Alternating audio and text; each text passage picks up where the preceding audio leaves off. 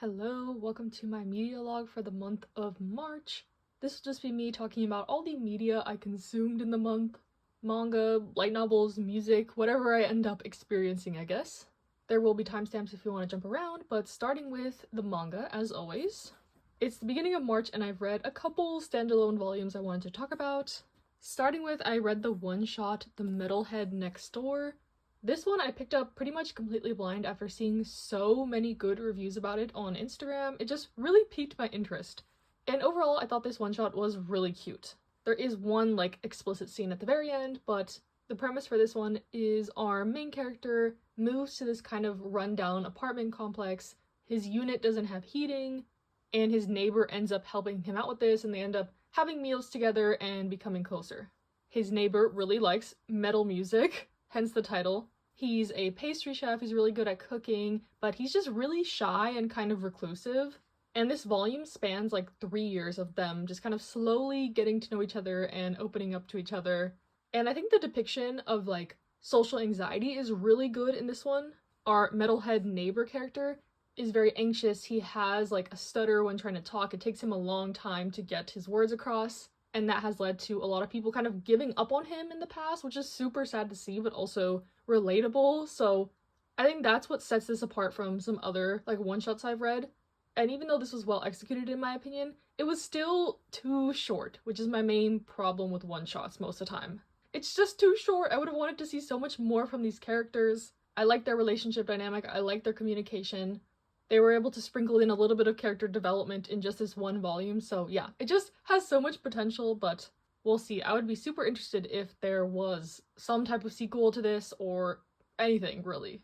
And reading that one-shot got me in kind of a little bit of a BL mood, so then I ended up finishing Delinquent Daddy and Tender Teacher with Volume 6. This was the conclusion to the manga, and this series has just been kind of a breath of fresh air. It's another kind of wholesome one, with a little bit of spicy scenes sprinkled throughout, but if you don't know what it's about this elementary school teacher falling in love with one of his students' dads who he knew since high school. So they're kind of reuniting later in life, when they're both at very different stages in their lives than they were in high school. So I just thought this was a really kind of insightful, realistic look into a relationship with someone who has a child and how to fit into their lives and how to not overstep their boundaries and try to become a parent figure too quickly. And there was also the stuff with his job and being a teacher and showing favoritism to this kid, and then he moves up a grade and then he's not his teacher anymore. And yeah, I think a lot of good things were packed into this short 6-volume series, and the conclusion was really sweet.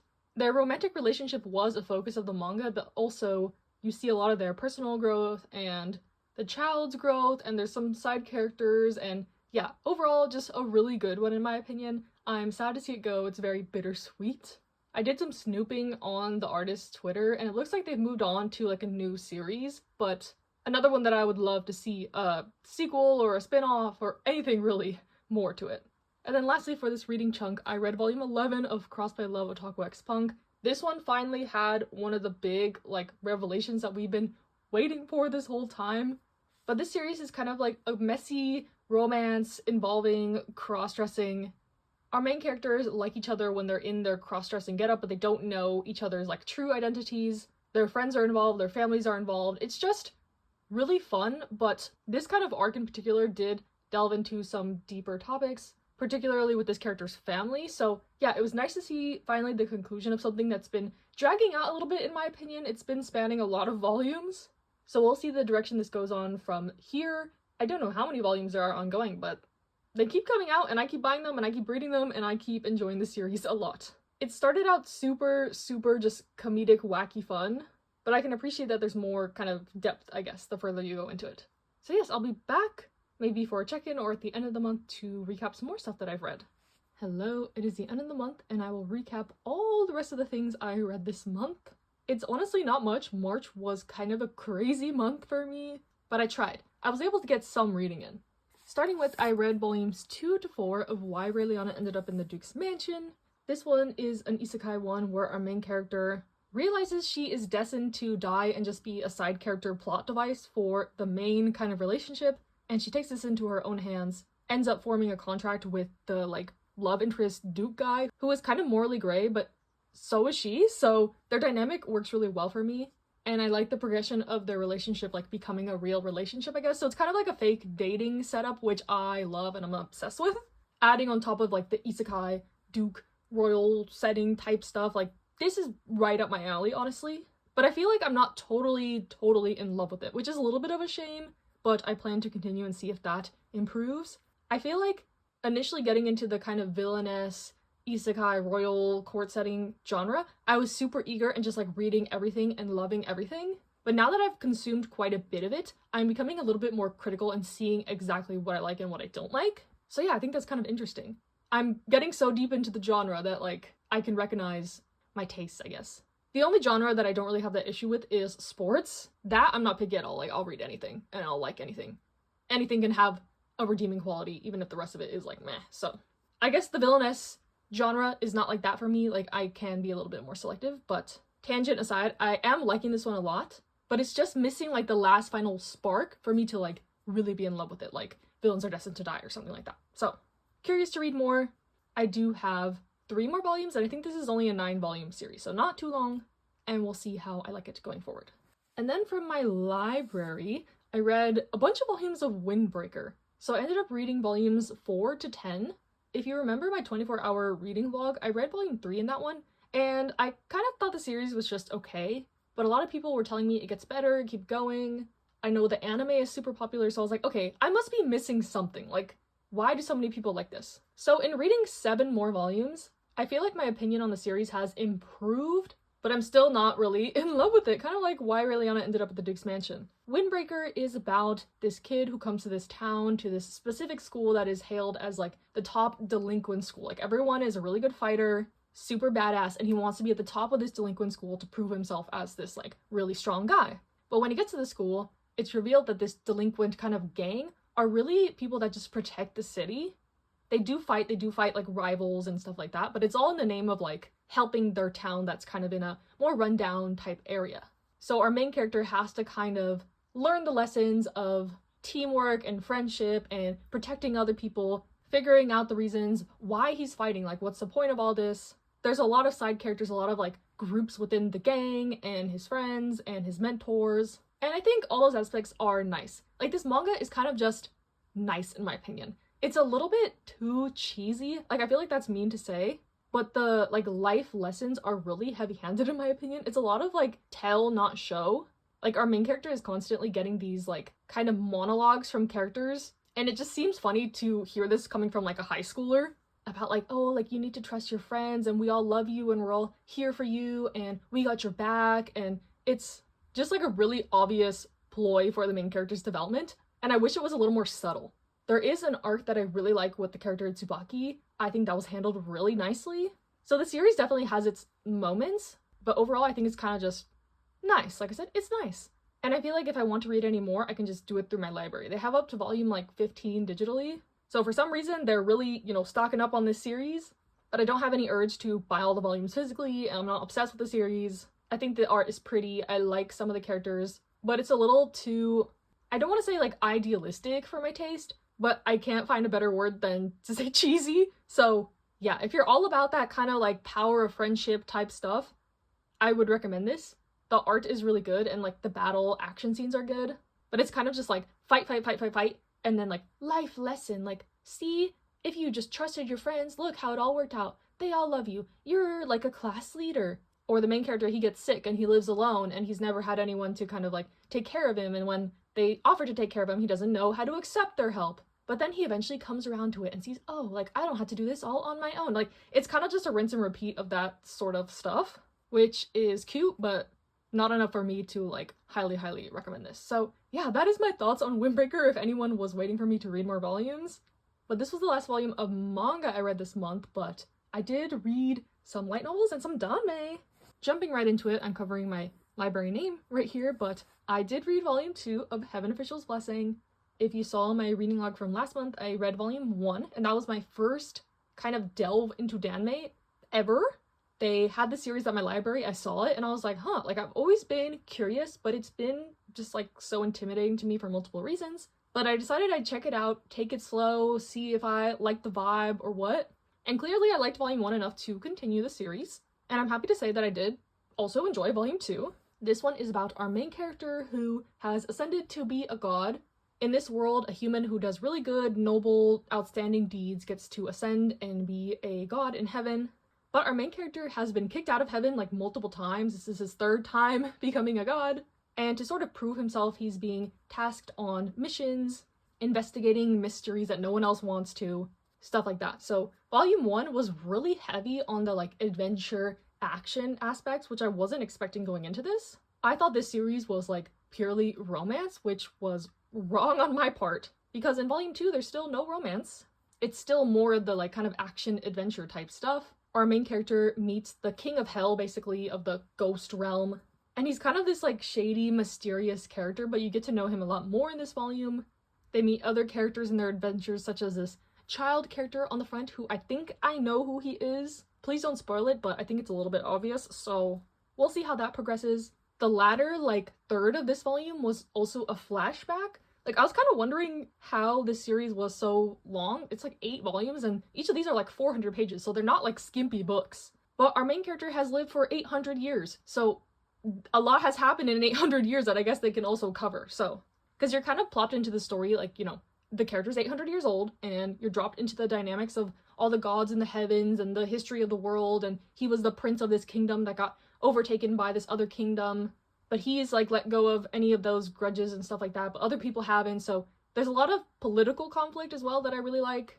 Aside from the like blossoming romance, I guess, I could definitely see the tension more in this one. Like when they're playing that cup game in the gambler's place, that had me a little like, oh, who knew this like gambling thing could be low-key sensual. But I know there is a bit of like censorship that goes on in a lot of Chinese media. I'm a fan of like 19 Days, so I know the vibe, but I know other like danmei are really explicit, so I'm not sure how far this is gonna go, but I've seen the cover for volume 4 and I'm like, oh, okay. So I'm assuming the romance will eventually progress, but from these first 2 volumes it's been more like adventure action based and I'm really enjoying it. I have checked out volume 3 from the library, so we'll see how that goes. But I've really been enjoying another like, you know, novel series, and that is the Apothecary Diaries. I read volumes 2 and 3 this month. I was kind of switching it off with Heaven Official's Blessing, like I mentioned last month. But what more can I say? Like, I love Apothecary Diaries, the manga, the anime, and now the light novel is like a great addition to the trio, to the world, the series. Compared to the manga, the light novel just has a lot more detail. You get different perspectives of different characters. It's not just from Mama's point of view. And this volume 3 actually went further than I've read in the manga, so some of this was new to me content. And the anime just got to like the end of this volume 3. So like the second part of the second season of the anime is gonna go past this and past where the manga's at. But I'll just say the frog scene in volume 3, wow. Just wow. Okay, that was a thing and I was kind of shook to my core. So now I'm kind of feeling that I want to read the light novel first before I continue more of the manga. I have volume 4 and my library has up to like volume 13 of the light novel, like digitally, so if I want to just blast through, I can, but we'll see. I do like the physical reading experience. I'm not like super into ebooks, but yeah, really glad that I dove into this month. I'm assuming I'm going to read volume 4 next month, and then we'll see how it goes from there in terms of like if I want to continue digitally or finally watch the second season of the anime or catch up on a couple volumes of the manga I was behind on. I'm not sure, but I'm highly enjoying my time with this. And that is all the like light novels and danmei I read this month, but I also listened to another novel. So the audiobook I listened to this month, it was really short. I listened to it all in a day, but it was The House of My Mother, A Daughter's Quest for Freedom by Sherry Frankie. This is an autobiography and the audiobook was narrated by her. And if you're unaware, Sherry Frankie is the daughter of Ruby Frankie, who was a family vlogger on YouTube who ended up going to jail for child abuse.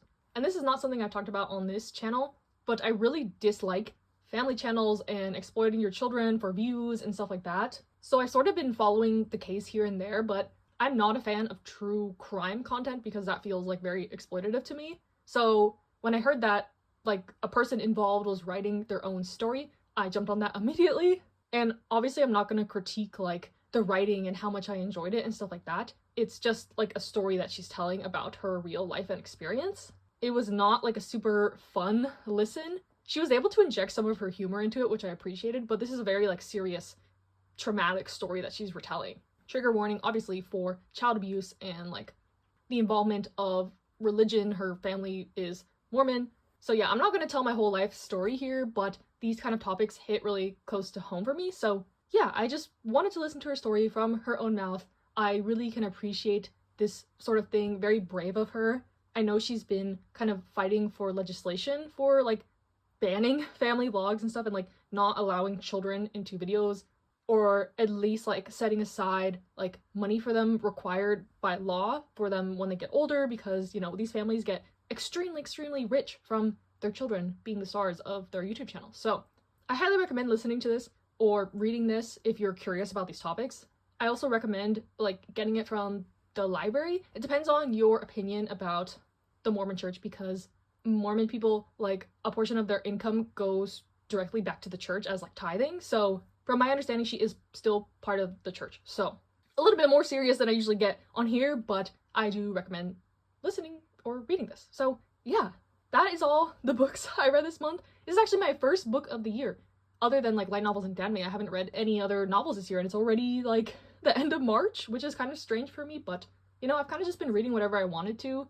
I didn't do any rereads this month, but you know, January, February, I reread a lot, and like, yeah, it's kind of just vibes. It's just reading whatever I want to read. But moving on to the music. I feel like there's a lot of music to get through this month. There's a lot of quality releases. I'll link my playlist down below, but starting with Endemix's comeback, my favorite song of the month is High Horse. I love High Horse so much. I've listened to it so many times. It's probably my top song of the month. The stages, the live, the recording behind the scenes, the dance practice, like everything. I am obsessed with the song. The rest of the album is okay to me, honestly. There's a couple standouts like Ocean, but High Horse is that girl for me. I also think Seulgi's solo album was so good. I like pretty much every song except Rollin' With My Homies. I think that's one of the songs, but the rest are really good. Seulgi never misses, honestly, so I'm not surprised. Say My Name had a really nice album. This is the group that Hitomi is in from Aizuan. Their debut was like kind of okay to me, but this album, every song, great, love it. OneWe released an album. I enjoy OneWe's music a lot. I actually bought a ticket to their concert. I'm going in May, and I'm seeing Day6 next month. And then in June, I'm seeing BB. Like, you know, the concerts, Extraordinary Heroes just announced a concert. I guess I'll put them in here too. They had an album release that was also very good. Like, OneWe and Extraordinary Heroes are both Korean bands, but very different vibes. And I kind of have a goal of seeing every Korean band that I listen to. So Day6 I've seen before. I've seen N Flying. Now I'm gonna see OneWe and Extraordinary Heroes, and I want to see like The Rose. Yeah, I'm checking down the list. I know Rolling Quartz is going on tour, but I've only heard a couple of their songs, so I feel like I can't consider myself like a fan. But if you're interested, I would check them out. And then of course there was Jennie's solo album. I like so many of the songs on it. Like Jennie is stuck in my head, but I also like Zen, Soul City, Starlight, like pretty much all the songs, honestly. And now that we've heard all the Blackpink girl solos, I'm still not entirely sure how I would rank them. Maybe because of recency bias, I would put Jennie on top, but I really liked Jisoo's album. It was just too short. I feel like if she had released a full album, I could better compare. But I really liked the sampling we got from her, and of course I really loved Rosé's album. I guess I would put Lisa on the bottom just because her style is not entirely my taste, but there was some good songs in there. Another solo album that really impressed me was Yeji from ITZY. I liked every song from that. Invasion, 258, Air, Can't Tell Me No, like another one like Jisoo that I wish it was longer. I need to hear more. Like, it was an unexpected banger. I feel like that's the case whenever like a person from a group debuts solo. Sometimes you don't really know what to expect, so this was a very pleasant surprise. I also enjoyed LE SSERAFIM's comeback. They had some good songs in there. Their music is a little hit or miss for me sometimes, so I'd never go into their music expecting like a ton, but I was pleasantly surprised also by them. SF9 had a really good album. They honestly never miss. I feel like they just need some more attention on them and they could hit it big because their songs are always good. My favorite one is probably Waruru, and that is stuck in my head. Like Jennie and Waruru are stuck in my head constantly. The Boys had some good songs on their comeback. I liked Misdemeanor the most. Soho from ONEUS had like a solo release called Hatchling, and that's probably my second favorite song of the month. It is so good, like randomly so good. Rocky x Astro had a really cute single, Bye Bye Bye. I'm not really sure what's happening with him. Like, I think his company changed names. I don't know if it changed ownership and he's like not the CEO anymore, but it seems like he's still, you know, putting out music and content, so not sure exactly what's happening there, but the song was good. And then to round it out, 10 had a comeback. Oh my gosh, I love 10. I love his solo music. He is my bias, like, overall in all of NCT. And he, like, did it again. He did it again. I like every song. Something about it is so good. Like, not to be, like, rude, but his music is pretty basic, but, like, it is just so good in, like, the best way. It's, like, basic in the best way. All his songs from his first album made it into my, like, top 15 Spotify rap last year. Like, it just, they're like earworms. Like, I can't get enough of them, and I'm super happy for him, and I love it. And yes, I love 10.